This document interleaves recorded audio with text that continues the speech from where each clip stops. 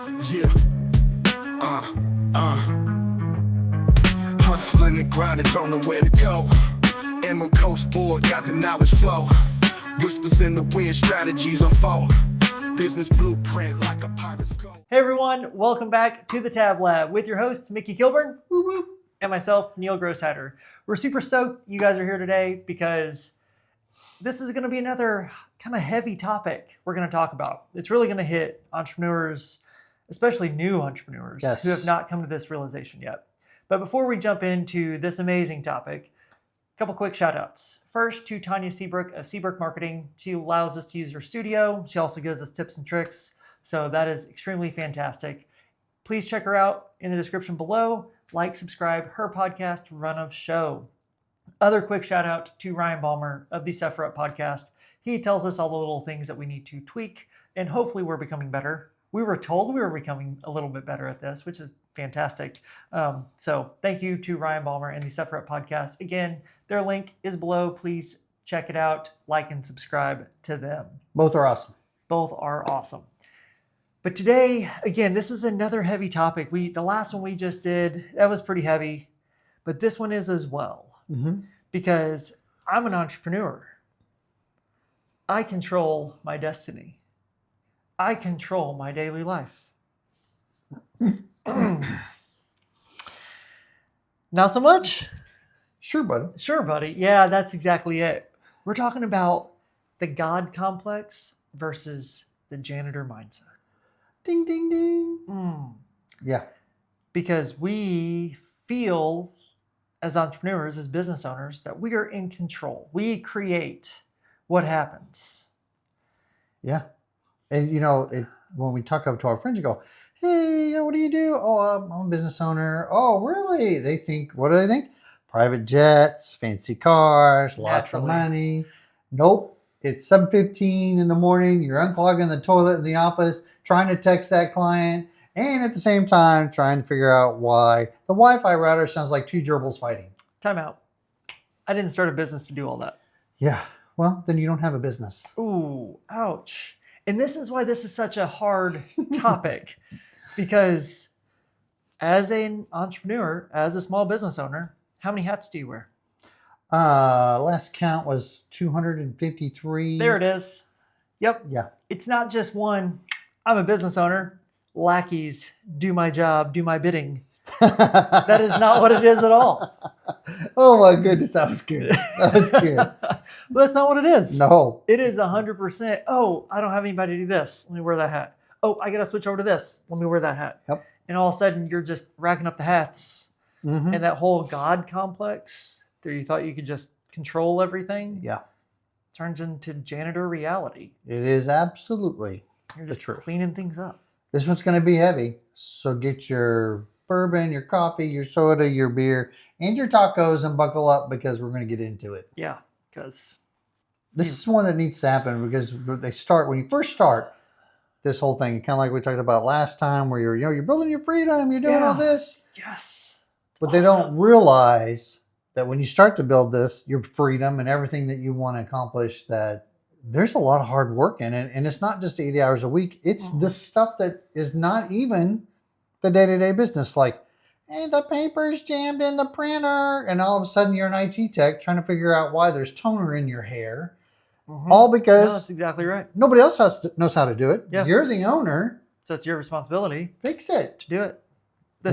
I mean, you're saying something that it goes into the Dunning-Kruger effect, which is basically you start with high confidence. And every entrepreneur does this. I'm going to do this. It's going to be awesome. You're extremely confident in your product or service, which you should be.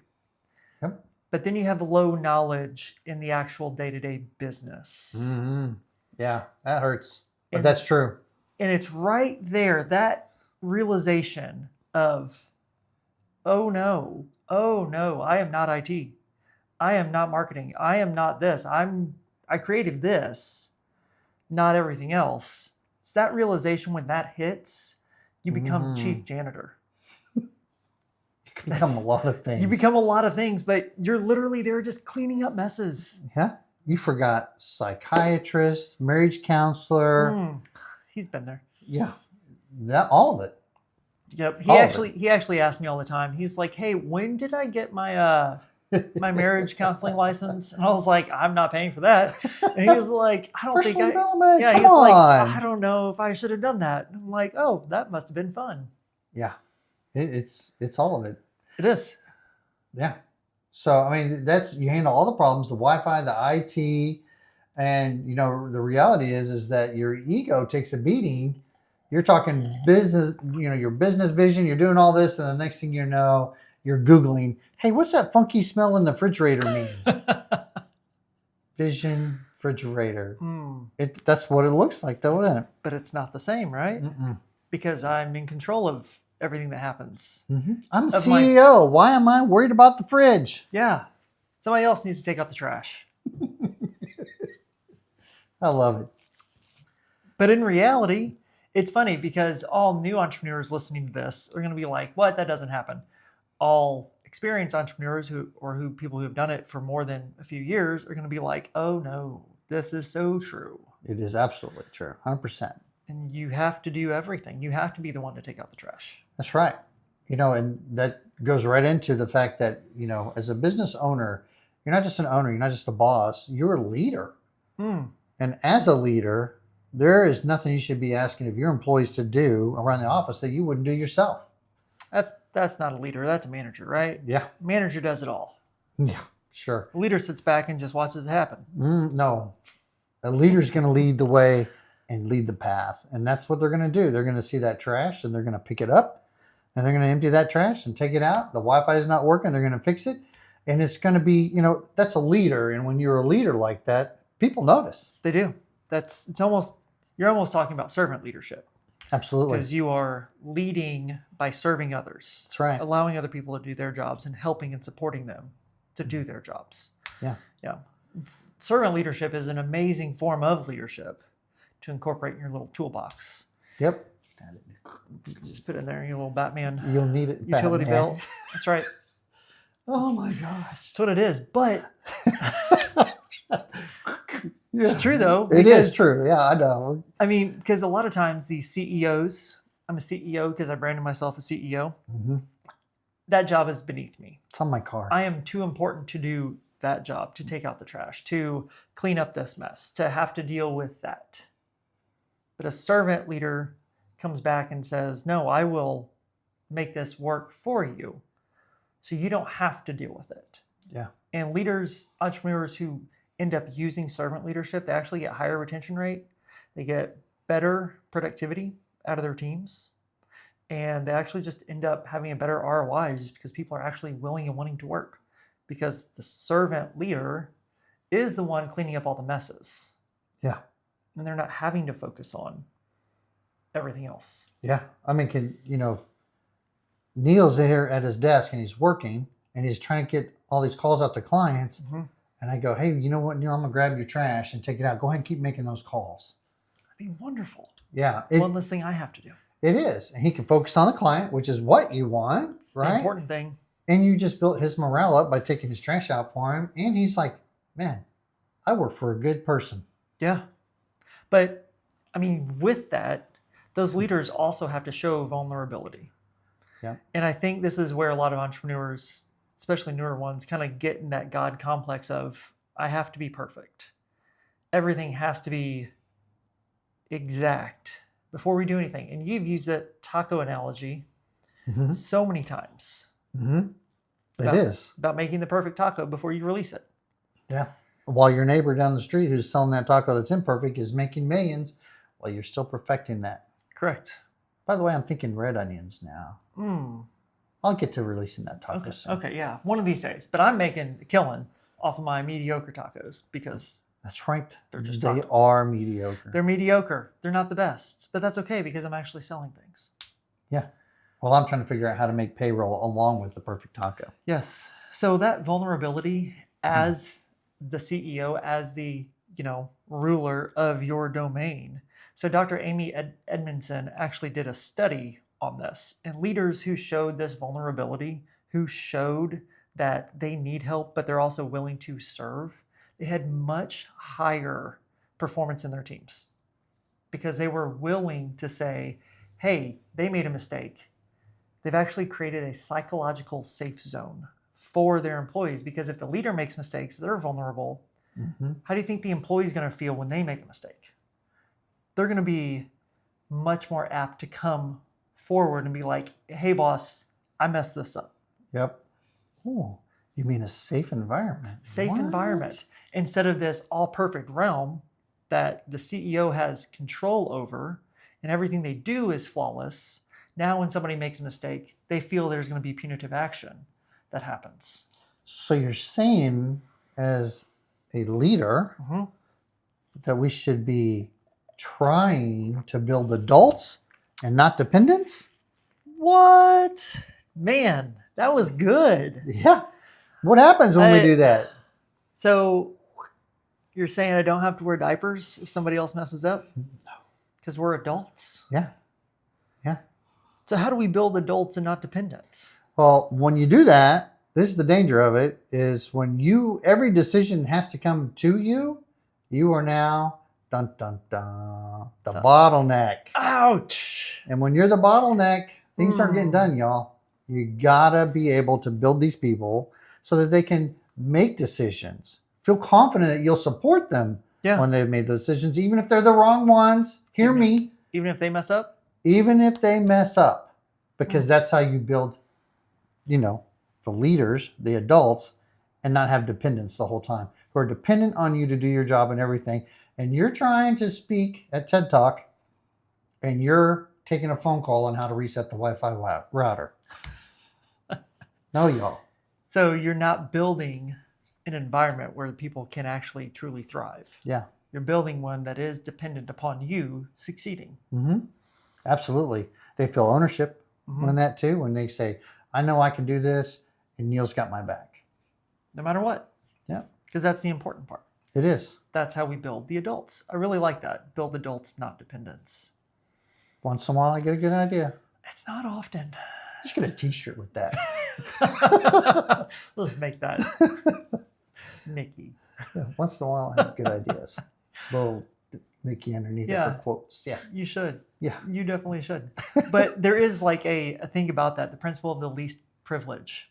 So what that means is, like, as the owner, so think of cybersecurity, think of IT type things. You allow privileges, you open up things to certain employees, to whoever's doing their job, to do their job. You give them the tools necessary. As the owner, if you hold all the privileges, you are that bottleneck. If you divulge those privileges, give them the tools they actually need to succeed, now you've taken yourself out of that mix. Mm-hmm. And now they have the privileges, the rights to do what is necessary, as long as you back them up. Yeah.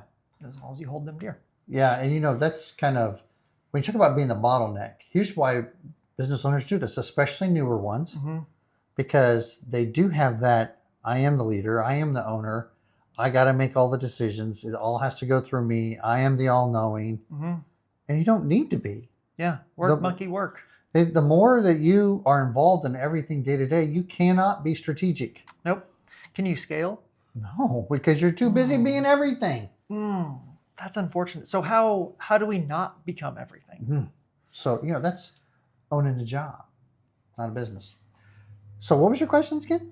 Sorry. Well, how do we not become everything? How do I not wear all 253 hats? Well, that's where you're going to start doing the D word. Delegate. Oh. Delegate. And it's easy to delegate. Delegate sounds so hard. Well, nobody ever tells you how.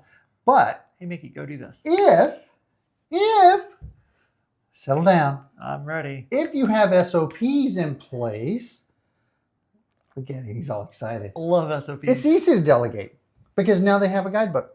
Really?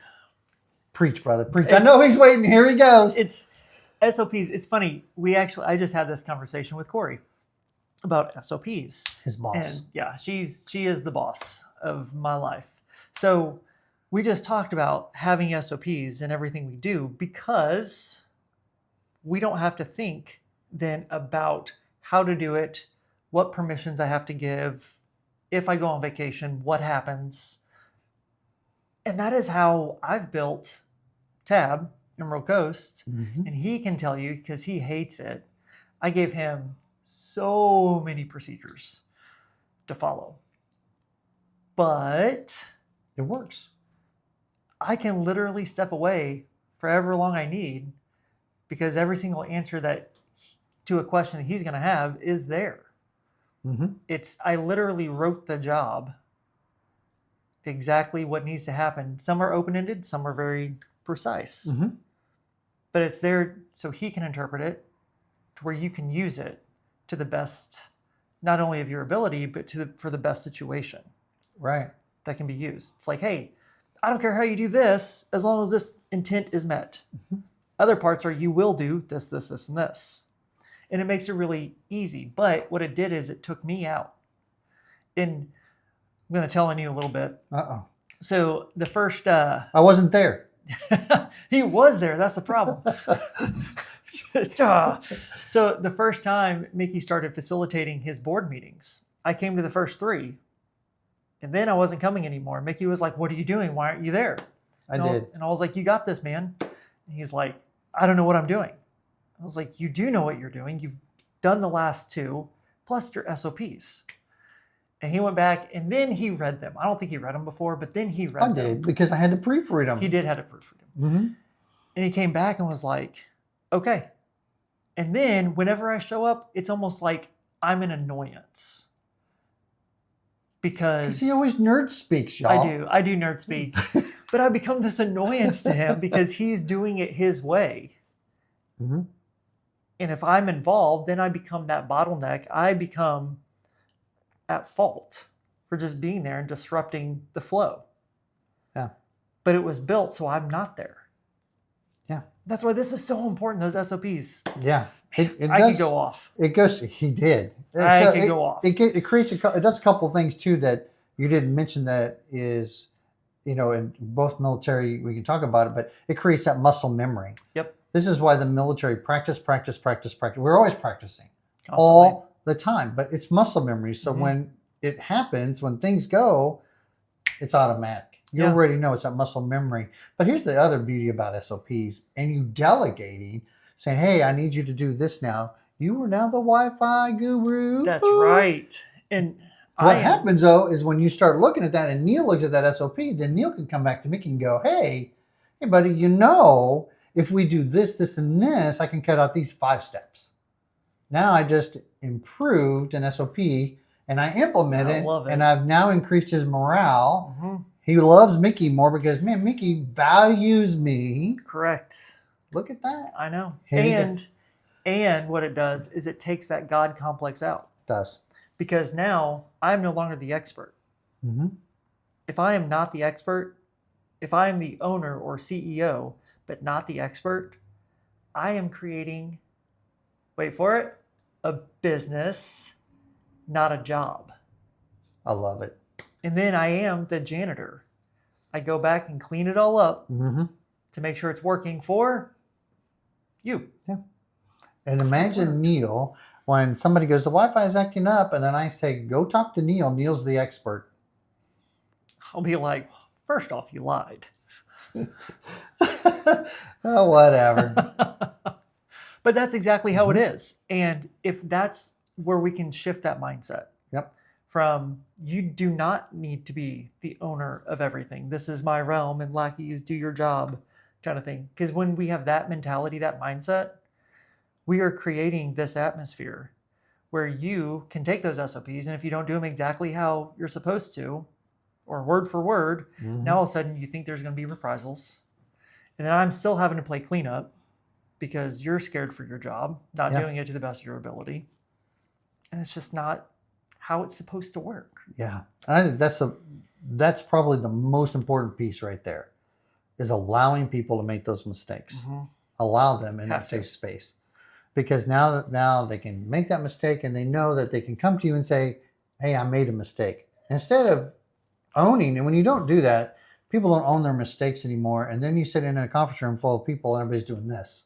Oh, point Wasn't fingers. my fault. We did what we did. We did it. Oh, man. Instead of just saying, you know what, we dropped the ball on that, or hey, we went by this procedure, but we probably ought to change this procedure to this. Now that's growth. Growth as a team, growth as a business, growth as a business owner. Growth as a All leader. of it. Yes. All of it. Yeah. This is the fault dichotomy is really what this comes to. It is realizing or coming to the realization that mistakes will be made that are not your fault, Yep. but your responsibility. Yeah. So every mistake made is that owner's responsibility, and it's how it's handled. Yep. If you handle it like the chief janitor, we're helping to clean up the mess, Yeah. versus saying, you've destroyed my realm, it's going to play totally different for your business. Yeah. And sad to say, most entrepreneurs don't play chief janitor in those situations. They messed up. Yep. That was their fault. Pointing Yeah. fingers. Yeah. Where a real leader's going to say, hey, we made a mistake. Versus, Or- Neil screwed it up. Neil did it. Neil did it. Or, hey, we all learned a really valuable lesson. Mhm. Let's learn from this and Yeah. move forward now.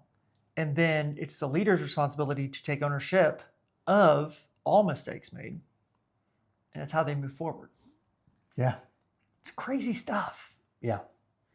but it's It is. important. It's really important stuff. Yeah. And you know, we're hitting it on this, but that delegation piece is It's huge. so important It's huge. to be able to grow your people and to get things off your plate so you can actually focus on working on the business and not in the business. So I learned this real early on when we were starting Tab, trying to get members in.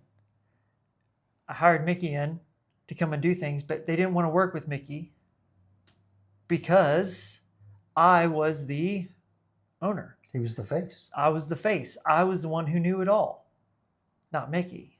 Mm-hmm. And it was really hard. Who's that old guy? Yeah, he's that old guy. It was really hard to change that perception. It absolutely was. But I had to do it really fast of pointing out all of Mickey's good traits and all of my faults. So then all of a sudden it became oh crap, I got Neil and not Mickey. Mm-hmm. Because by doing that way, I wouldn't be creating a job. I wouldn't be creating a business. I'd be creating a job Yeah. for me. And you would just be like, well, I'm that random person who cleans up everything. Yeah. And it was a big problem because people we'd be doing a coaching session and they would be talking about something and they'd be like, hey, can we set up a time to go over this with Neil? Yep. And it was like, I just told you and Neil's going to tell you the exact same thing I did. But the perception, the mind perception was, hey, Neil's the one running it and Mickey just happens to be here standing up here telling you how to run a meeting. And that's not even how the business is structured. No, and that was not even like an at fault God complex. That was just kind of how the perception became. Yeah. And it was like Mickey just said, it wasn't even structured that way. Mm-mm. It's structured the exact opposite way. Yeah. But that was just the perception. Yeah. And I'm going to let him off the hook because it definitely wasn't a God complex. He wasn't trying to portray that. It's just how it came across because in all fairness, Neil was trying to get me boards to be able to run. He was trying to grow our business. And ironically, we are trying to move to Santa Rosa a little bit. Yep. And this could actually flip on Neil now where people are going to go back because I'll be the one going to the chamber. He'll be the face. And Neil will be, and people will go, who's Neil? And that's when I'm going to be like, yes. Yeah. And then I'm going to go, he's the guy that signs the paycheck. Yeah. Oh, cool. When's our coaching session, Mickey? Yep. Because that's exactly how it should be. Yep. But it's really hard for entrepreneurs to understand this and to not be the face, the ownership aspect and the creator of everything. Yeah. And this is what happens a lot of times with real estate teams.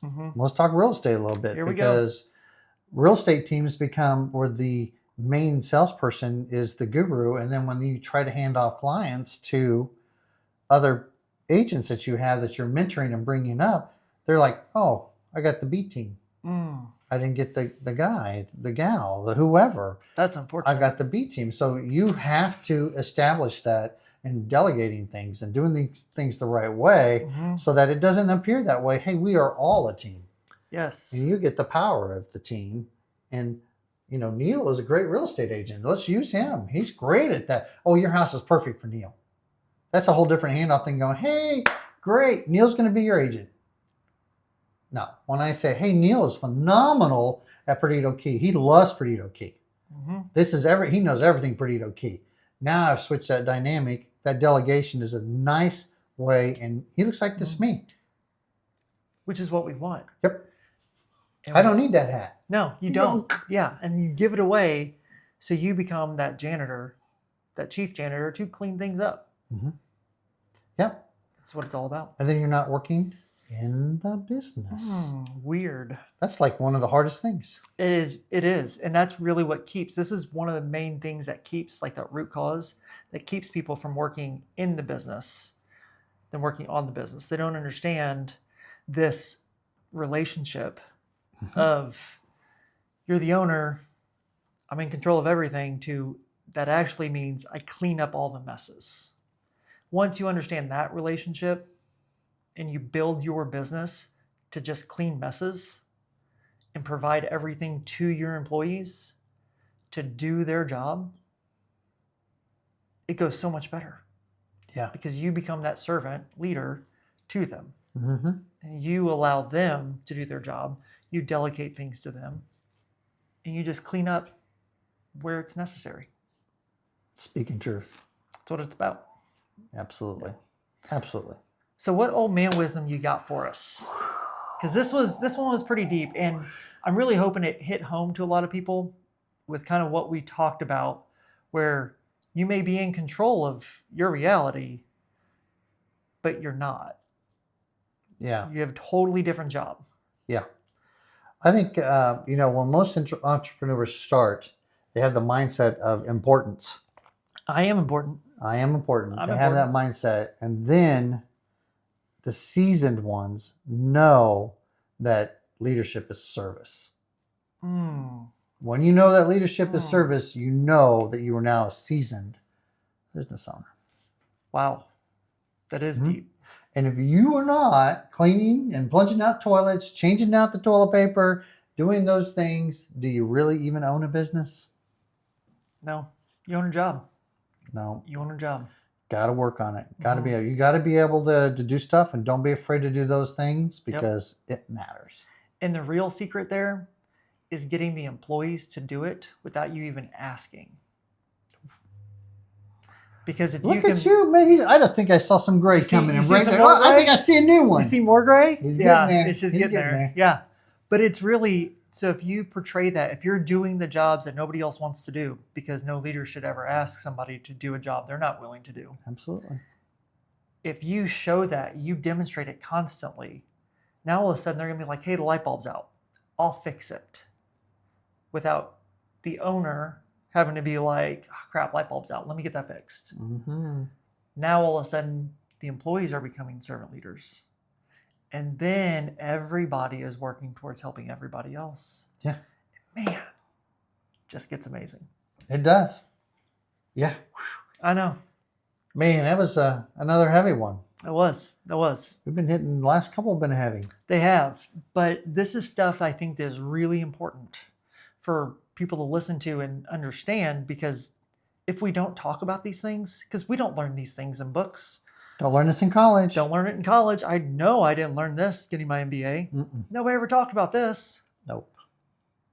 But when it hits, somebody has to talk about it. Yeah, it does. Because this is reality. Yeah.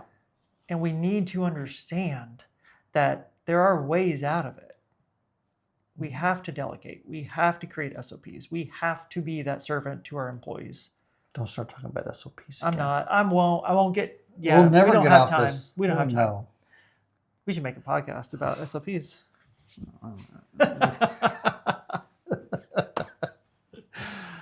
But yeah, but this stuff is heavy, just like Mickey was saying, because it is so important that we understand and that you guys do some like introspective analysis on, hey, do I own this job? Do I own a business? Am I in control of everything in my realm, or am I cleaning up after everyone? And how that actually looks and how that works. Wise words, sir. Yeah, thank you. Every now and then. I'm getting that old man wisdom. I'm not as old. Not that old. With age comes wisdom. With age comes wisdom. There it is. Yeah, that's why he's got that wisdom. But That's all we got for you guys today. So thank you so much for tuning in to the Tab Lab. Can't wait to see you guys next time. See ya. Yeah. Hustling and grinding, don't know where to go. Emerald Coast board, got the knowledge flow. Whispers in the wind, strategies unfold. Business blueprint like a pirate's code.